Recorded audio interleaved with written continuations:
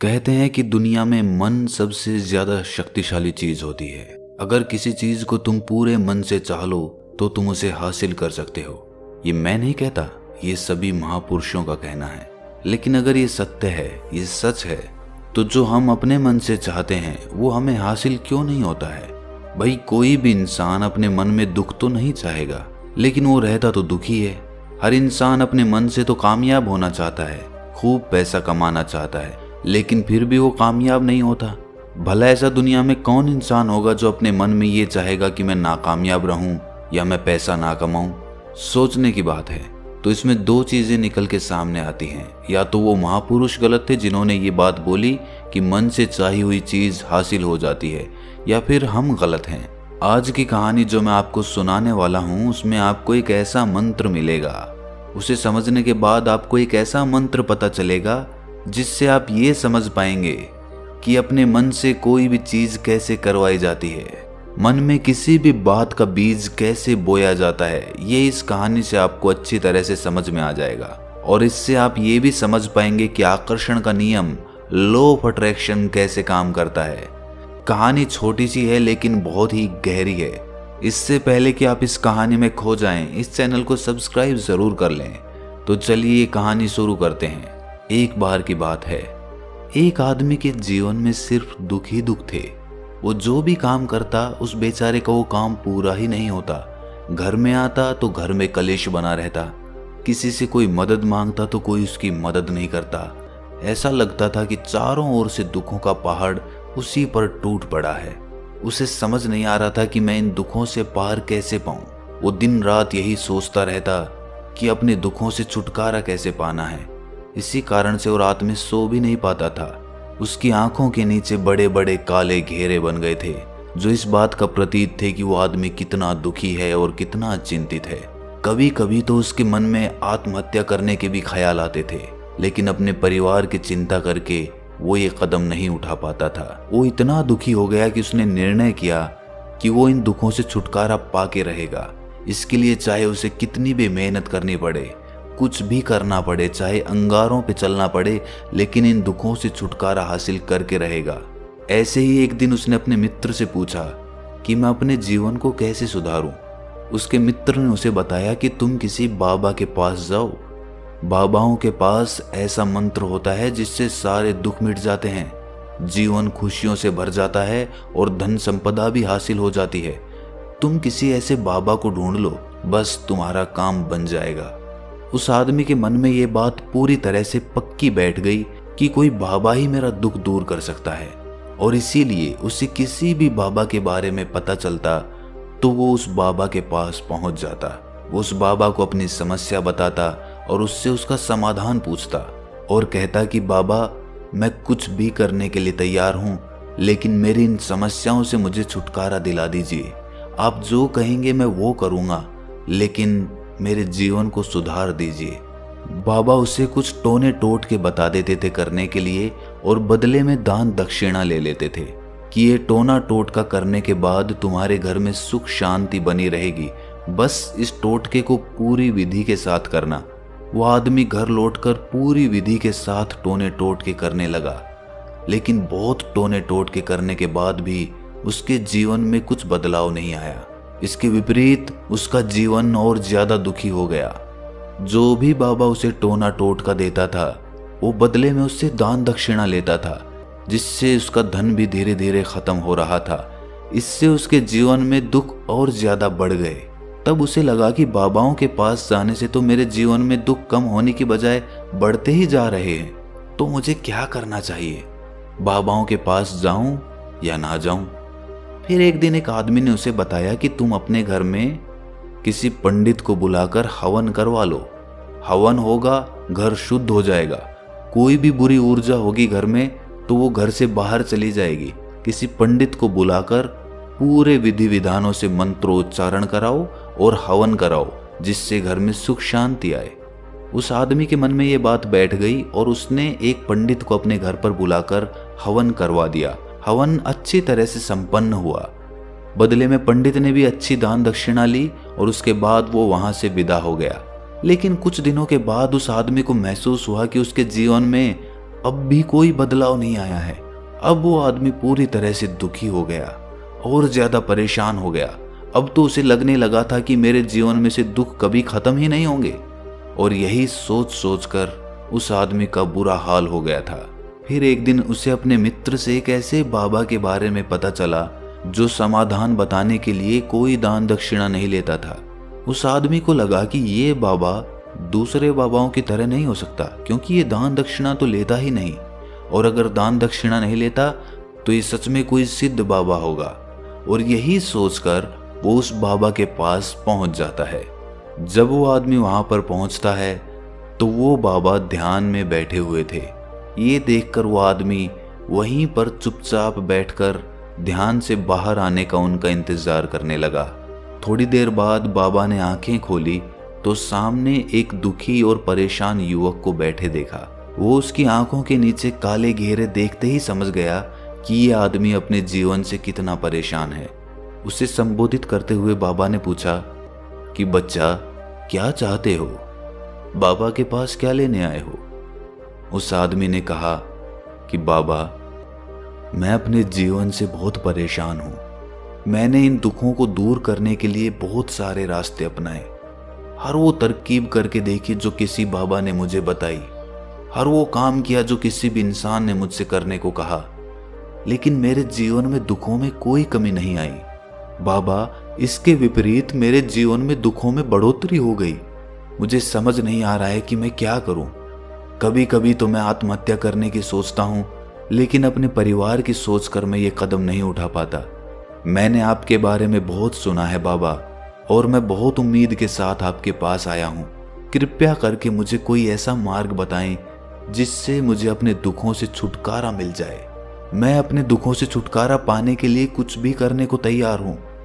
आप मुझे कोई भी रास्ता बताएं, चाहे वो रास्ता कितना भी कठिन क्यों ना हो, मैं उसको पार करके रहूंगा।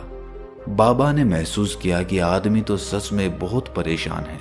बाबा ने उसकी बात सुनकर कहा कि बच्चा, दुखों को दूर करने के लिए मंत्र ऐसे ही नहीं मिलते। मंत्र पाने के लिए कुछ करना पड़ता है। तुम कुछ कर सकते हो? ये सुनकर पहले तो उस आदमी ने सोचा कि ये बाबा भी मुझसे दान दक्षिणा ही मांगेंगे, लेकिन और कोई रास्ता ना पाकर उस आदमी ने कहा कि बाबा, आपको जितनी भी दान दक्षिणा चाहिए मैं देने के लिए तैयार हूं, लेकिन आपका मंत्र सच्चा होना चाहिए, वो पूरा होना चाहिए, उसका फल मुझे मिलना चाहिए। उसके बाद मैं आपको जो भी दान दक्षिणा लेना चाहते हो वो दे दूंगा। बाबा ने कहा कि दान दक्षिणा तो बहुत छोटी सी चीज है, मुझे वो नहीं चाहिए। इस पर वो आदमी सोच विचार करके बोला, तो बाबा, मैं अंगारों पे भी चलने के लिए तैयार हूं, आप मुझे बस आज्ञा दीजिए। बाबा ने कहा कि अंगारों पे चलने वाली छोटी चीज मैं तुमसे नहीं कराने वाला। मैं जो तुमसे कराने वाला हूं वो बहुत कठिन मंत्र है, उसे पूरा कर पाओगे? बाबा ने कहा कि बाबा, आप मुझे बताइए तो सही, मुझे करना क्या होगा, मैं कुछ भी करने को तैयार हूं। इस पर बाबा ने उसे कहा कि यहां से जब तुम अपने घर जाओ तो रास्ते में अपने मन में ये दोहराते जाना कि मैं सुखी हूं, मैं सुखी हूं, मैं सुखी हूं। बार बार अपने मन में यही दोहराना, और याद रहे जुबान पर ये नहीं आना चाहिए, ये सिर्फ मन में दोहराना है। ये सुनकर वो आदमी बोला, बाबा, बस इतनी सी बात, ये तो मैं चुटकी बजा के कर लूंगा, लेकिन इससे होगा क्या? बाबा बोले कि इस मंत्र को करके देखो, वैसे भी तुमने इतने बाबाओं के मंत्र किए हैं, तो इस मंत्र को भी करके देख लो। उस आदमी ने सोचा कि बाबा कुछ दान दक्षिणा तो ले नहीं रहे, और छोटा सा मंत्र है, इसे तो मैं कर ही लूंगा। वो बोला, ठीक है बाबा, मैं ये मंत्र जरूर करूंगा। वो आदमी ये कहकर वहां से उठकर चलने लगा, लेकिन जैसे ही वो चलने लगा, पीछे से बाबा ने बोला कि बच्चा, एक बात याद रखना, जब तुम ये मंत्र अपने मन में दोहराओ तो तुम्हारे मन में बंदर के विचार नहीं आने चाहिए, बंदर का ख्याल भी नहीं आना चाहिए, तो ही ये मंत्र सिद्ध होगा। वो आदमी बोला, मुझे तो आज तक बंदर का कोई विचार नहीं आया, तो अब क्यों आएगा? आप चिंता मत करिए बाबा, मैं बस मन में यही दोहराऊंगा कि मैं सुखी हूं, मैं सुखी हूं। इसके अलावा बंदर का कोई विचार मेरे मन में नहीं आएगा। ये कहकर वो आदमी वहां से चल दिया। वो अपने मन में मैं सुखी हूं, मैं सुखी हूं, ये दोहराता हुआ थोड़ी दूर ही चला था कि उसके मन में अचानक बंदर का ख्याल आ गया। बंदर का ख्याल एक बार आया और चला भी गया, लेकिन उस आदमी ने सोचा कि आज तक तो मुझे बंदर का कोई विचार नहीं आया, ये आज बंदर का विचार क्यों आ गया। और ऐसे करके उसने उस बंदर के विचार को पकड़ लिया। वो ये भूल गया कि मुझे क्या मंत्र दोहराना है और वो बंदर के बारे में सोचने लगा। जब थोड़ी देर बाद उसे फिर से होश आया तो वो फिर से अपना वही मंत्र दोहराने लगा जो बाबा ने उसे बताया था, मैं सुखी हूं, मैं सुखी हूं। लेकिन अचानक से उसे सामने एक बंदर दिखाई दिया और ये देखकर उसके मन में फिर से बंदर का विचार उठ गया और वो अपने अंदर से इस विचार को बाहर फेंकना चाहता था। वो चाहता था कि मेरे अंदर किसी भी तरह बंदर का विचार ना आए, लेकिन उसे तो सामने बंदर ही दिखाई दे गया। ऐसे ही जद्दोजहद करते करते वो घर पे पहुंचा और घर पे पहुंचने के बाद अपनी पत्नी को कहा कि हे बंदरिया, मुझे खाने में बंदर परोस दो। और जब उसे एहसास हुआ कि उसने क्या बोल दिया तो वो अपने बाल नोचने लगा। वो दीवारों में सर मारने लगा कि आज तक मुझे बंदर का कोई विचार नहीं आया और आज मुझे ये क्या हो गया है कि मुझे हर जगह बंदर ही बंदर नजर आ रहे हैं, ये कैसी माया है। यही सोच सोच कर वो आदमी रात भर सो नहीं पाया। रात भर करवटें बदलता रहा और सुबह उठकर सीधे उसी बाबा के पास पहुंच गया और उसके चरणों में गिरकर कहा कि बाबा, पता नहीं क्या चमत्कार हो रहा है, आज तक मुझे बंदर का कोई विचार नहीं आया, लेकिन कल से जब से आपने मुझसे कहा कि बंदर का विचार नहीं आना चाहिए, तब से मुझे हर जगह बंदर ही बंदर नजर आ रहे हैं। उस आदमी ने कहा कि बाबा, मुझे तो आपके पीछे पेड़ पर बैठा हुआ बंदर भी केले खाता हुआ दिखाई दे रहा है, ये हो क्या रहा है बाबा। ये सुनकर बाबा हंसने लगे। बच्चा, मन का जाल एक ऐसा जाल है जिसे समझ पाना इतना आसान नहीं है। बंदर तो तुम्हारे रास्ते में पहले भी आते थे। जब तुम मेरे पास आए थे तो इन्हीं पेड़ों पे ये बंदर घूम रहे थे, लेकिन तब तुम्हारे ध्यान में ये बंदर नहीं था, तब तुम्हारे ध्यान में सिर्फ अपने दुख थे। इसके बाद बाबा ने उसे बताया कि बच्चा, हम जिस चीज से भी दूर भागना चाहते हैं वही चीज हमारे मन में बहुत गहरे में प्रविष्ट हो जाती है, वो हमारे अंतर मन में समा जाती है। असल में हम जिस चीज से भी छुटकारा पाना चाहते हैं उससे छुटकारा इसीलिए पाना चाहते हैं कि वो हमारे साथ बहुत गहरे से जुड़ी हुई है, और हम जितना ही उससे छुटकारा पाना चाहते हैं वो उतनी ही गहरी हमारे मन में बैठती चली जाती है और आखिरकार वो हमारे अंतर मन में छा जाती है। ऊपर से तो हम चाहते हैं सुखी होना कि मैं सुखी हूँ, सुखी हूँ, हमारे होंठ भी यही बोलते रहते हैं, लेकिन हमारे मन में दुख समाये होते हैं। हमारे विचारों में, हमारे मन में हमें दुख ही दुख दिखाई देते हैं। इसीलिए अपनी जुबान से बार बार ये बोलने से कि मैं सुखी हूँ, मैं सुखी हूँ, हम सुखी नहीं होंगे जब तक ये मंत्र हमारे अंतर मन में प्रविष्ट नहीं होगा।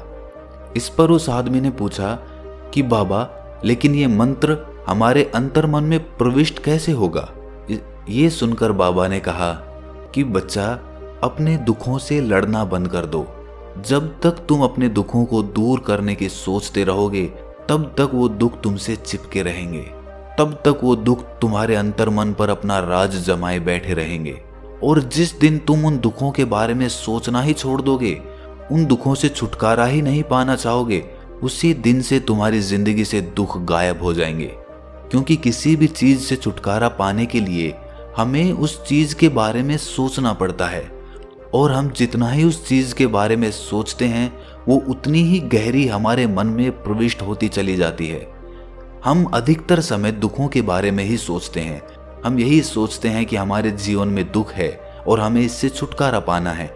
इसी वजह से बार बार सोचने से वो दुख हमारे अंतर मन में प्रविष्ट हो जाते हैं और हमें एहसास भी नहीं होता। इसीलिए अगर तुम दुखों से छुटकारा पाना चाहते हो तो दुखों से छुटकारा पाने के बारे में सोचना छोड़ दो, तुम्हें दुखों से छुटकारा मिल जाएगा। अक्सर आदमी धूम्रपान छोड़ना चाहता है, शराब छोड़ना चाहता है, सुबह अपने आप से ये वादा करता है कि मैं कोई भी गलत काम नहीं करूंगा, लेकिन शाम को जब लौटता है तो नशे में चूर होकर लौटता है। ऐसा क्यों होता है कि जो हम सोच रहे हैं वो पूरा कर ही नहीं पा रहे हैं? असल में हम उस चीज को बहुत ज्यादा तवज्जो दे रहे हैं, उस चीज को बहुत ज्यादा अहमियत दे रहे हैं। जब भी हम उस चीज को छोड़ने के बारे में सोचते हैं तो हम उसकी इम्पोर्टेंस यानी कि विशेषता और ज्यादा बढ़ा देते हैं।